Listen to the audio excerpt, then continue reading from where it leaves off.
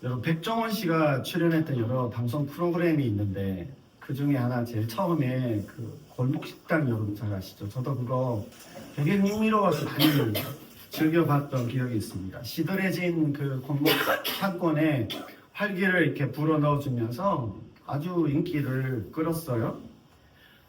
그렇게 막 이제 여러 가게들을 찾아다니면서 하다가 어느 시점에 가니까 이제 중간 지점에 이제 중간 점검하는 어떤 시기를 맞았습니다. 근데 그 중에 한 곳이 인상 깊었던 곳이 있어요. 이대 먹자 골목에 있는 그 백반집이었는데요. 이 집이 방송을 출연하고 나서 장사가 너무 잘 됐어요. 많이 좋아졌습니다. 근데 이제 좀 시간이 지나고 나서 이게 자신들에게 유익한 대로 다시 이렇게 다 바꾸는 겁니다. 불편했죠. 애를 많이 써야 되는 것을 다시 다 바꾸죠. 자기들에게 유익한 대로 바꿉니다. 그러다가 결국에는 이제 예전으로 돌아가 버렸어요. 그러다 보니까 이제 이게 중간중간에 그 댓글들, 후기가 올라오는데 불만들이 많이 이제 올라와요. 이거를 방송국에서 보고는 중간중간에 이제 그 가게 주인이랑 이야기를 했는데 대답은 그렇게 하겠다라고는 했지만 이게 나아지지 않는 겁니다. 나아지지 않아요. 결국 이분들은 백종원이라고 하는 그 이름을 팔아서 장사를 계속 했지만 옛날에 어떤 모습으로 그 기본을 자기 옛날에 그 어떤 모습으로 다시 다 돌아가고 편리대로 장사를 했어요. 그러다가 이제 진짜 백종원 씨가 직접 방문을 합니다. 그러고는 하나하나 다 지적하면서 야단을 맞죠. 그러면서 다시 울고불고하고 다시 잘해보겠다고 하는 그런 장면이 이제 제가 본 적이 있습니다. 오늘 이스라엘 백성들도요, 유사한 경험을 합니다. 사실 어떻게 보면 이스라엘 백성들은 좀 시간적으로 너무 빨리 이전의 상태로 돌아간 것 같은 그런 느낌이 들어요. 여러분, 이스라엘 백성들이 지금 가나안 정복을 시작합니다. 이들에게 첫 번째 전투라고 할 수 있는 게 요단 동편, 요단강 건너오기 전에 두 왕을 이미 전멸을 했어요. 그리고는 요단강을 건너가는데 잘 아는 것처럼 기적과 같이 그 강물이 갈라지면서 마른 땅을 지나듯이 지나갑니다. 그리고는 이제 여리고성을 만나는데 여리고성이 나름 요새였어요. 강한 성벽을 가지고 있는 그런 여리고성인데도 뭐 손 하나 까딱하지 않고 하나님 말씀대로 돌기만 했을 뿐인데 그 성이 무너지는 것을 경험합니다. 근데요, 오늘 이 본문 말씀은 그야말로 사실 어이없는 그 패배를 경험하는 그 사건이 나오는 게 오늘 이 아이성 전투 사건입니다. 이 아이성 전투에서 승리보다는 패배한 이야기만을 제가 오늘 좀 하려고 합니다. 대개는 사실 승리에 대한 이야기를 듣고 승리하는 방법을 우리가 많이 듣는 게 좋다고 생각하지만 사실 제가 좀 생각해 보면 오늘 백종 그 이야기를 골목식당 이야기도 했지만 실패하거나 실수만 하지 않고 잘 유지하는 것만 해도 제가 생각할 땐 그 참 좋은 것이라고 생각을 했어요. 그렇죠? 한번 성공하는 게 중요한 게 아니라 그 성공을 잘 유지하고 계속하는 게 더 중요하다는 말입니다. 이기고 승리하는 것에 대해서 누구나 간절하고요. 그거에 대해서 조급한 마음이 있지만 사실 우리의 인생과 우리의 신앙은 좀 긴 호흡으로 가야 되는 그 여정들입니다. 그래서 우리는 어떤 상황 속에서도 하나님과의 그 관계 안에서 잘 머물러 살 수 있는 그 방법을 우리가 알아가야 됩니다. 그걸 위해서 제가 오늘 우리가 이 아이성 1차 전투의 패배를 통해서 좀 생각해 보려고 합니다. 아이성 전투는요, 출애굽한 그 이스라엘 백성들이 치렀던 세 번째 전투입니다. 이 아이성도 지금까지 치러왔던 그런 것처럼 그렇게 승리할 거라고 기대를 했지만 그렇지 못한 걸 여러분도 잘 아시죠. 요단 동편 쪽에 그 아까 말씀드린 정벌을 했습니다. 요단강 건너가는 도하 작전도 잘 마쳤고요. 그리고 여리고성도 잘 무혈 입성을 했어요. 그래서 그 기세를 몰아서 여기까지 해 오던 대로 그냥 쉽게 쳐서 정복하게 될 줄 알았습니다. 그래서 여호수아가 어떻게 했어요? 여리고 성 때 했던 것처럼 사람들을 보내서 정탐을 시킵니다. 정탐을 시켜요. 정탐을 시킵니다. 그리고 그 정탐 보고를 받게 되는데 어느 정도 이 정탐을 보내서 이 정탐을 보내기 전에 이미 알고 있는 정보의 내용도 있었겠지만 현황 파악을 듣고 싶었던 거죠. 그러고 보고를 해오는데 3절처럼 보고를 하는 겁니다. 우리 백성들 다 올라가지 않고 2-3천 명만 올라가서 아이성을 치면 됩니다.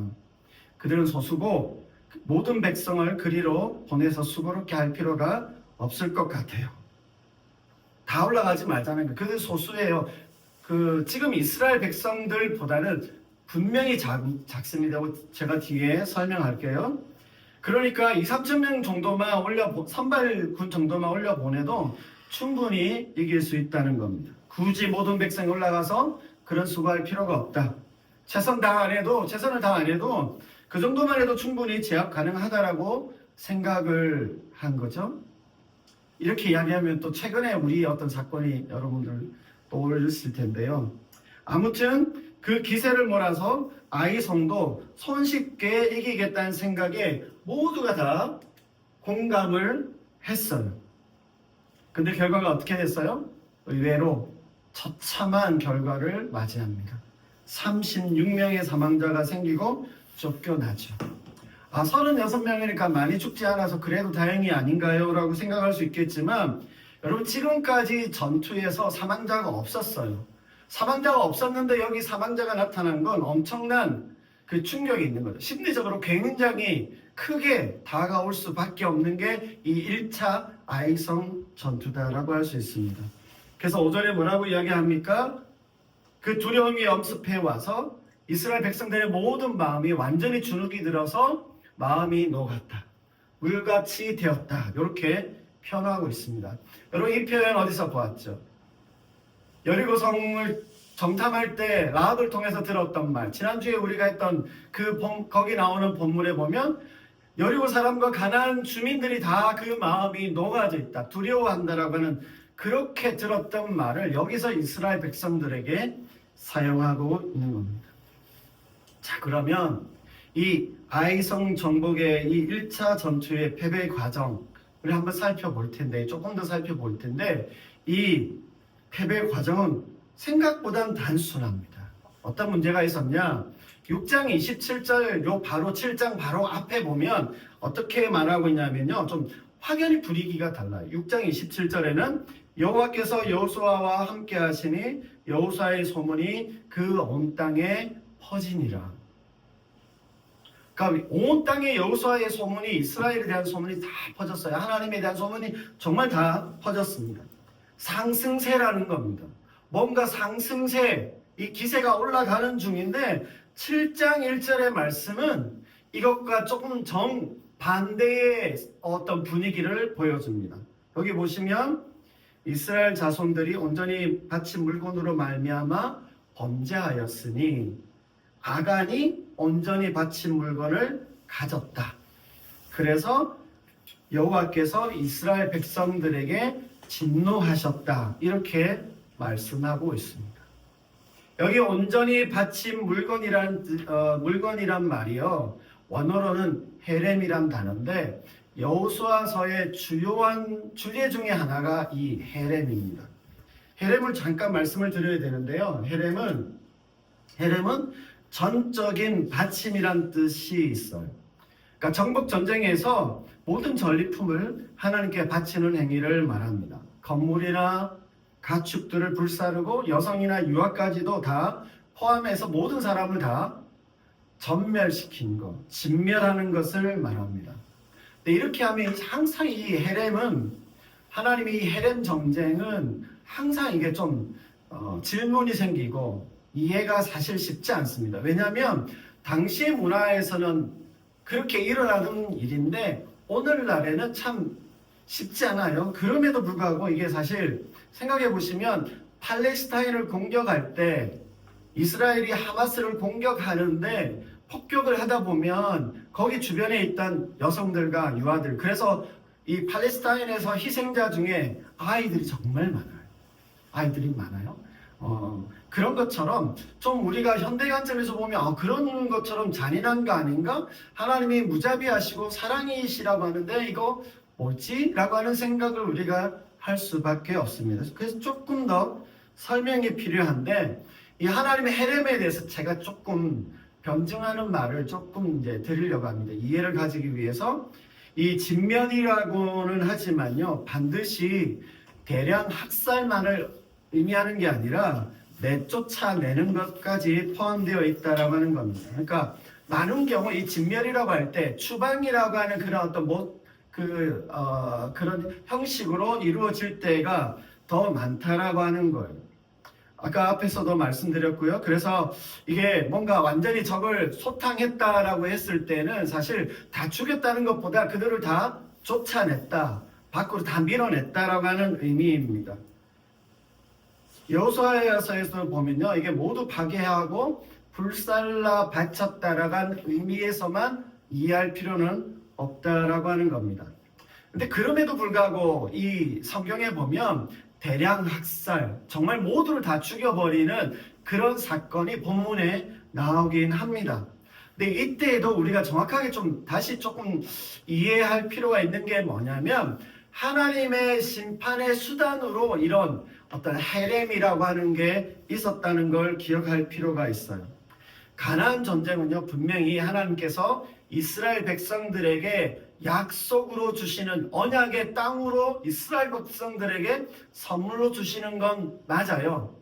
그래서 때로 보면 그러면 하나님께서 이스라엘 백성들을 통해서 가나안 땅의 사람들을 내보낸 어떤 정복 전쟁처럼 비춰지긴 하지만 하나님의 입장에서 또 보면 천지를 주관하신 하나님의 입장에서 보면 가나안 땅에 있는 여러 민족들, 거기에 있던 민족들, 그 왕들의 어떤 부패함, 부도덕함, 정의롭지 못한 그 죄악들에 대해서 하나님께서 심판하시는 차원이 동시에 거기에 작용하고 있었다라고 하는 것을 기억할 필요가 있습니다. 그래서요, 우리가 때로 보면 그 큰 제국들이 완전히 몰락하게 되어지는 그런 일들이 이게 보면 어떤 그 시대 안에서 이루어지는 것 같지만 사실은 하나님께서 그 제국 안에 있는 그 타락함들과 그 안에 있는 그 죄악들로 인해서 하나님이 보여주시는 심판의 한 모습이다. 이렇게 이해할 필요가 있습니다. 그리고요, 아까 말씀드린 것처럼 전쟁이라고 하는 게 사실 약간 전쟁이 일어나면 불가피하게 선별적으로 누구를 이렇게 타겟할 수 없어요. 지금 우리 현대의 무기들이 선별 공격이 가능하긴 하지만 이 당시에는 그게 어려웠기 때문에 아마 전쟁을 하면 모든 사람이 공격의 대상이 됐고 거기에 집단적으로 희생당하는 면이 작용했습니다. 그래서 이게 문화적으로도 이해하기 힘들고 그 상황적으로도 그런 면들이 있었다라고 하는 것을 좀 이해할 필요가 있고요. 마지막으로 이런 어떤 가나안 민족과의 이 전쟁과 이 멸절이라고 하는 이 측면은 사실 뭘 이제 암시해 주냐면 하나님의 최후의 심판의 어떤 그런 예고편으로서 유아라도 피할 수 없는 이런 하나님의 심판이 있다라고 하는 것을 여기에서 보여주고 계신다.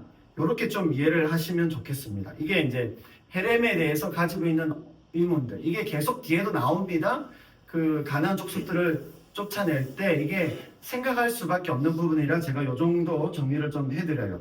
아무튼 그런 어떤 하나님께 전적으로 바쳐진 헤렘인데 여기에 보면 아간이 범죄하였다라고 이야기를 합니다. 이 범죄한다라고 하는 단어가 이제 히브리어로 마알이라고 하는 단어입니다. 이 마알이라는 단어는 하나님과의 그 신뢰 관계를 깨트리는 그런 어떤 믿음을 위반하는 그런 어떤 것에 해당될 때 이 마알이라는 용어를 씁니다. 하나님 앞에 맹세한 그 약속들을 위반하는 범죄들에 대해서 신실치 못하여서 저지른 그런 범죄를 말할 때 마알이라고 합니다. 결국 그 모든 것들이 다 하나님 앞에 헌정되어져서 바쳐진 하나님의 헤렘인데 그걸 위반하게 되면서 이 마을의 범죄를 저지르게 되고 결국 이것이 오늘 본문에 보면 하나님께서 이스라엘에게 분노하셨다 이렇게 표현됩니다. 하나 더 여기서 좀 지루하지만 하나 더 말씀을 드리면 21절에 가보면요, 이 사건을 이제 수습해야 되잖아요. 그럼 하나님 말씀하시고 나서 하는데 이제 그거 범인을 이제 잡아내는데 21절에 가면 뭐라고 이야기하냐면 아간이 노략한 물건 중에서 훔쳤다라고 하는 표현이 나와요. 노략한 물건. 그러니까 하나님의 입장에서 보면 그게 헤렘인데 이 노략한 물건이라고 하는 이 단어는 히브리어로 살랄입니다. 그러니까 이게 자기가 전쟁에 가서 자기가 획득한 거라고 생각을 했지만 사실은 헤렘, 하나님께 바쳐진, 하나님께 속한 물건인데 자기가 얻은 것으로 생각했다라고 하는 겁니다. 자기 마음대로 가져도 된다고 생각하는 게 살랄입니다. 그러니까 정리하면요, 하나님의 헤렘을요 자신의 살랄로 여기면서 하나님을 경홀히 여기며 자기 욕심대로 행동하는 그 범죄를 저지른 게 이 아간의 범죄, 마할이다. 그렇게 말할 수 있습니다. 그래서 헤렘, 마할, 그 다음에 살랄 이렇게 좀 정리를 합니다. 근데 특이한 건 뭐냐면 이 아간이 그와 같이 헤렘에 대한 마할을 저질렀지만 성경은 뭐라고 이야기하냐면 이스라엘이 하나님 앞에 범죄하였다. 7장 1절에 이스라엘이 범죄했다라고 이야기하시고 하나님의 분노가 이스라엘 전체를 향하신다. 어떻게 보면 아간 개인의 잘못이고 실수라고 할 수 있는데 그러면 아간을 향해서 하나님께서 하셔야 되는데 이때 이 아간의 범죄를 통해서 하나님께서는 이스라엘 전체의 문제로 그것을 확대하시기보다 그 전체의 문제로 하나님께서 보셨다라고 하는 겁니다. 다시 말하면 이 당시 이스라엘 공동체의 마음의 상태, 마음가짐, 믿음이라고 하는 것이 아간과 별반 차이가 없었고 아간이 그 이스라엘 전체의 마음을 대표하는 것이 아간의 마음이었다라고 하는 겁니다. 자, 이런 것을 2절과 3절 말씀에 이 아이성 전쟁에 임하는 이스라엘 백성들의 행동을 보면 좀 알 수 있어요. 여러분 오늘 2절에서 3절에 여호수아가 아이성 공격을 시작하면서 쭉 정탐을 시작하고 거기 정탐 보고가 나온 게 2절, 3절에 나오는데 여기에 뭔가 잘못된 게 보이나요? 여기에 뭔가 이상한 점이 보이나요? 발견되시나요? 여호수아는요 여리고 때처럼 하나님께서 여리고성을 정탐하라고 하셨던 것처럼 여기에 정탐을 보내요. 그리고 보고를 들어보니까 거기 숫자가 많지 않대요. 그게 어려워 보이지 않을 것 같으니까 굳이 수고롭게 하지 말고 최정예 그 2,3천 명만 올려 보내도 되겠다라고 생각을 한 겁니다. 이 당시 이스라엘 백성들의 가용 병력은 한 20만 명이래요. 그러니까 충분히 그 정도 숫자면 올라가도 뭐 되겠다라고 생각을 한 겁니다. 참고로 이때 아이성의 인구 자체도 만 한 2,3천 명밖에 되지 않았어요. 그러니까 전투할 수 있는 사람 그렇게 많지 않다고 생각을 합니다. 이렇게 정탐도 보내고 정탐 보고도 수용하면서 조심스럽게 작전을 세웠고 정탐 보고는 2,3천 명이라고 했는데 최대인은 3천 명을 보내서 나름 신중하게 작전을 폈는데 뭐가 문제가 있어요? 여기 뭐가 문제가 있을까요? 객관적 사실들의 그 데이터를 가지고 입각해서 지혜롭게 결정하고 넉넉하게 승리할 수 있겠다 그렇게 여긴 싸움이었어요. 몇 번 되지는 않지만 그동안 그래도 그 전투 경험에서 축적된 게 있기 때문에 각본대로 이들은 그들의 승리의 루틴대로 잘 움직여 갔습니다. 식은 죽 먹기라고 생각했어요. 근데 결과는 대패입니다. 사실 대패라기보다는 충격패. 처음 패배한 거잖아요. 충격패를 여기에 당하게 됩니다. 뭐가 문제가 있을까요? 여기에 보면 아이성 전투에 임하면서 여호수아가 하나님께 여쭙지 않습니다. 하나님께 의뢰하고 있지 않습니다. 하나님께 물어본다거나 의뢰하거나 하나님과 의논하는 것 그런 확인이 없이 그들이 지금까지 해왔던 그 승리의 루틴을 따라서 이전에 하나님과 함께 했던 그게 루틴이 되어서 이제 이 부분에 대해서 하나님께 여쭙지 않고 하나님과 논의하지 않고 확인하지 않고 그냥 정탐꾼을 보내고 정탐꾼 말만 듣고 작전을 시행했던 겁니다.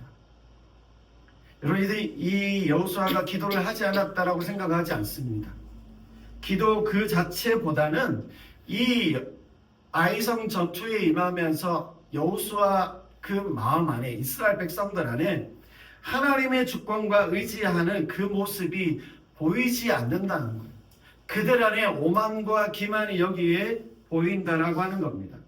해오던 대로 그래 왔듯이 그동안 통하고 먹혔던 그 성공 방식과 삶의 방식이 있었기 때문에, 그리고 이전에 하나님께서 알려주신 것들이 있기 때문에 그대로 그냥 그들이 정탐하고 작전 세워서 하면 통할 거라고 생각한 거죠. 너무 하나님을 생각하듯이 마치 하나님 너무 수고롭게 해드리지 말자라고 생각을 하면서 그냥 자신들이 가지고 있던 그 자체적인 어떤 형식과 구조와 그 시스템으로 작동시키면 될 거라고 생각한 겁니다. 여러분, 여기 그러다 보니까 정탐꾼들의 보고도요 사실 허술했어요. 아이성 주민이 소수라고. 그래서 아까 말씀드린 것처럼 8장에 보면 남녀 한 1만 2천 명 정도 된대요. 그래서 그렇게 생각을 한 거죠. 근데 이렇게 당하고 보니까 이제 2차 전투를 임하는 그 8장에 보면 여호수아가 조심해요. 3만 명을 보냅니다. 3천 명 보냈다가 10배를 보내죠. 3만 명을 보내고 매복도 세워요. 더 치밀하게 중대하게 임하는 모습을 보여줍니다. 그러니까 뭐냐면 이들이 1차 이 아이성 전투를 임할 때 자신들이 강하고 잘할 줄을 알고 깔보고 우습게 여기면서 그 교만하게 오만하게 행동했던 것이 이 1차 전투에서 보여준 모습이다라고 말할 수 있습니다. 이제 종합해 보면요 이렇습니다. 아간의 그 개인적인 범죄로 이게 충분히 보여질 수 있지만, 제가 여기에서 오늘 이 아이성 1차 전투를 통해서 보고 싶은 건 뭐냐면 이스라엘 이 공동체 전체가 하나님을 향해서 가지고 있었던 마음의 태도, 신앙, 믿음이 어땠는지 그들이 범죄한 것에 대해서 주목하고 싶은 겁니다. 여러분, 모든 경우에 이 개인의 범죄와 공동체를 동일시할 필요는 없어요. 때로는 그 개인이 공동체를 반영하고 있다라고 말할 수는 있습니다.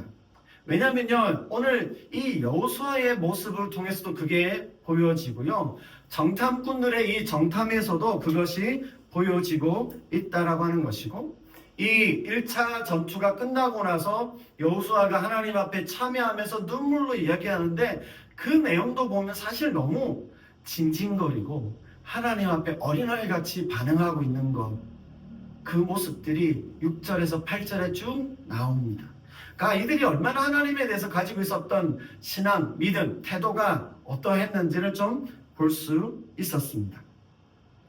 자, 이제 제가 좀 정리하고 마무리하기 전에요, 이 상황을 조금 더 입체적으로 생각할 수 있는 것 한 가지, 그래서 조금 확인하고 제가 넘어가고 싶은 한 가지가 있는데, 그게 뭐냐면 여러분, 여리고성과 아이성 중에 어느 게 더 클까요? 힌트는 여기에 나오죠. 여기에 나옵니다. 아이성이 더 큽니다. 성경에 이 크기에 대해서 직접적으로 나오는 것은 없습니다. 당시 아이성의 주민이 아까 말씀드린 것처럼 1만 2천 명 정도라고 말씀을 드렸는데요. 당시의 성의 규모가 사실 나중에 이제 가나안 북쪽에 있는 성이 크긴 하지만 이 성도 결코 작은 성은 아닙니다. 고고학적으로 보면 여리고 성이 아이성보다 3분의 1 정도 크기라고 이야기를 합니다. 그러니까 인구도 사실은 여리고 성의 인구가 뭐 한 700명, 주변에 사람들까지 하면 1500명에서 2배 내지 3배 인구가 작다고들 그렇게 이야기합니다. 생각보다 이 둘레가 1km도 안 되는 작은 성이 여리고입니다. 근데 사실 아이성이 여리고성보다 컸지만 정탐꾼 보고에 의하면 이게 소수라고 정탐꾼들이 소수라고 이야기했고요. 쉽게 올라가서 정복할 수 있는 것처럼 말했고, 또 우리가 오해하는 것 중에 한국말에 아이라고 하는 말이 들어가 있어가지고 이게 아이처럼 작다고 생각을 한 거예요. 그러니까 우리의 선입관에 그냥 아이성은 작다. 그러다 보니까 이게 아이성이 여리고성보다 작은데 아이성이 왜 실패했을까? 요렇게 많이들 생각하고 설교를 해요. 근데 그렇게 설교하게 되면 그 전제에서 설교하면서 가지고 나오는 포인트가 있지만 사실은 반대였어요.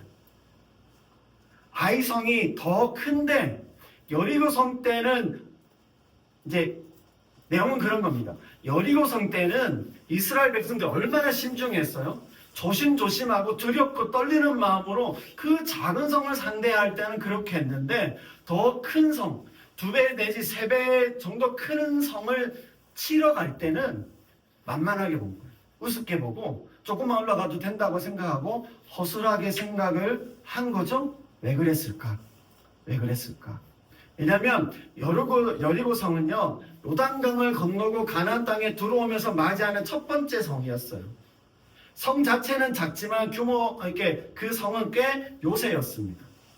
그랬기 때문에 작은 성을 상대할 때도 이스라엘 백성들은 경계하는 마음, 주의와 집중력을 늦추지 않고요, 거기에 좀 집중하면서 하나님의 말씀을 귀담아 듣고 하나님께 마음을 많이 기울여서 그대로 그 여리고성을 돌 때 그렇게 다 절대 왜 돌지?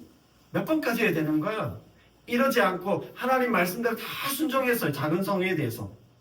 근데 더 큰 성에 대해서는 한 번 이긴 거, 이게 승리의 루틴이 되어져서, 승리의 공식이 되어져서 만만하게 생각하고 쉽게 생각하고 그냥 달려들었다가 충격패를 먹게 되어지는 겁니다. 이 아이성을 대할 때 여호수아를 포함한 모든 이스라엘 백성들에게 보여지는 태도가 결국 뭐예요? 하나님을 경외하면서 벌써 벗어나기 시작했다는 겁니다. 하나님을 잊고 있었다라고 하는 거예요. 그 아이성을 전투에 있어서. 그래서 지금 하나님께서요, 왜 내 거 가져갔어? 왜 내 거 가져갔어? 그거에 대해서 하나님이 분노하고 계신 게 아닙니다. 하나님 소유를 가져갔다고 분노하고 계신 게 아니라 하나님에 대한 이스라엘 백성들의 그 마음, 그 믿음이 어떠한지를 하나님께서 아이성 이 1차 전투를 통해서 보여주고 교훈하고 싶으셨던 것이 이 1차 전투의 목적이 아닐까라고 생각해요. 그래서 어떻게 보면 이 아이성의 교훈은요, 하나님의 중간 점검이었어요. 이스라엘 백성들에 대한 하나님의 중간 점검이 아이성 1차 전투였다고 말씀드릴 수 있습니다. 이제 말씀을 마무리하겠습니다. 여러분, 이 아이성 전투를 앞두고 문제가 된 것은 분명 아간이었던 건 맞습니다. 그럼에도 오늘 저는 이 아간의 죄에 대해서 그 관련돼서 사실 그 살랄에 대해서도, 헤렘과 살랄에 대해서도 할 얘기가 많이 있지만 제가 그것보다는 오늘 이 아간으로 대표되어지는 이스라엘 백성들이 가지고 있었던 그 하나님에 대해서 신실하지 못했고 하나님을 경외하는 마음에서 벌써 떠나기 시작했던 이 이스라엘 백성들의 마음에 대해서 좀 나누고 싶은 마음이 있습니다. 분명히 그 모든 가나안의 전쟁, 가나안 땅으로 들어가는 것이 전적인 하나님의 도우심과 역사임에도 불구하고 그 들어오는 그 과정에서 승리했던 그 몇 번으로 인하여서 그것이 그들에게 승리의 공식이 되어져서 승리의 루틴이 되어져서 하나님에 대한 마음, 하나님에 대해서 가져야 되는 그 신실한 태도가 약해지게 되었다는 점, 그것이 1차 전투에서 그렇게 명확하게 드러나게 되었다라고 하는 것입니다.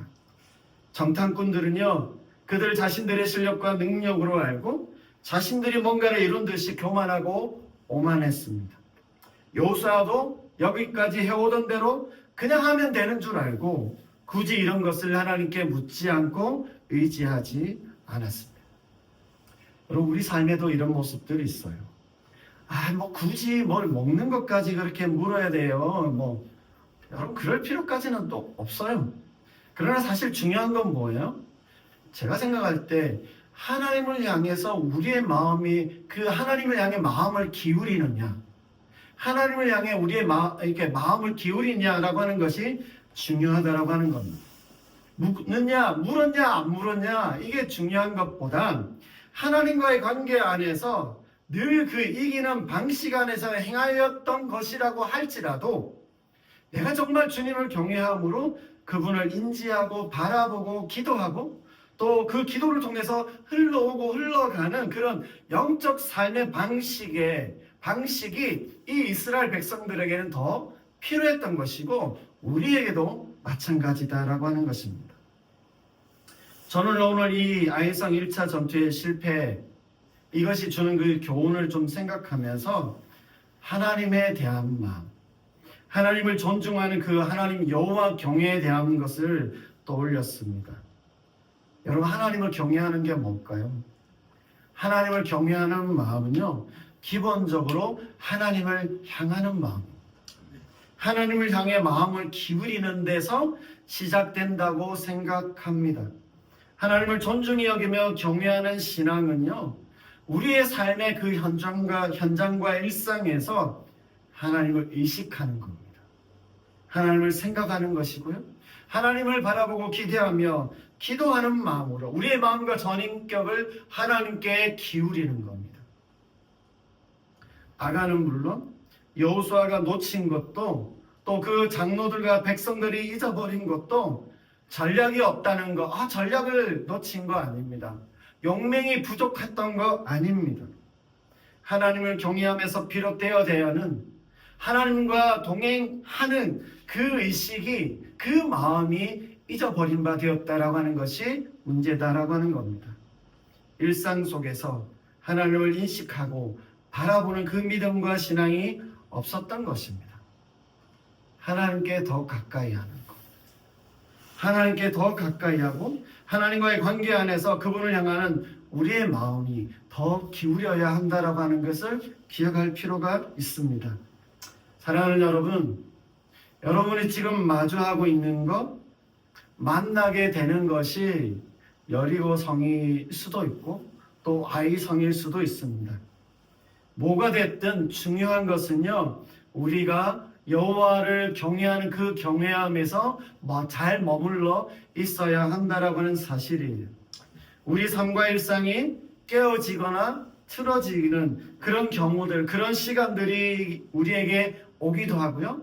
때로는 광명한 일들이 일어나요. 우리에게 좋은 일들이 일어나고 뭔가 내 어떤 삶의 상승세가 이어지는 것 같은 그럴 때도 우리에게 막 차오를 때가 있어요. 네, 그럴 때마다 우리가 어때요? 좋은 건 좋아서 하나님 깜빡하고 나쁜 건 나빠서 하나님 깜빡하고 하나님 의식하지 않고 살아가고 반응할 때가 많이 있다라고 하는 것입니다. 여러분 언제든지 어느 때든지 하나님과의 그 관계 안에서 하나님을 경외하는 마음, 그분을 향한 우리의 마음이 항상 좀 일정하고 변함없이 반응하면 좋겠습니다. 우리 삶의 모든 현장과 일상에서 조금이라도 조금 더 힘써서 우리의 마음을 하나님께로 기울여서 여호와 하나님을 경외하는 믿음과 신앙을 따라 살아가는 우리 모두가 되시기를 바라고요. 올해에 이런 믿음과 신앙 안에서 하나님께 더 가까이 하는 우리 모두가 되시기를 주님의 이름으로 축복합니다. 아멘. 아멘. 한번 기도하겠습니다.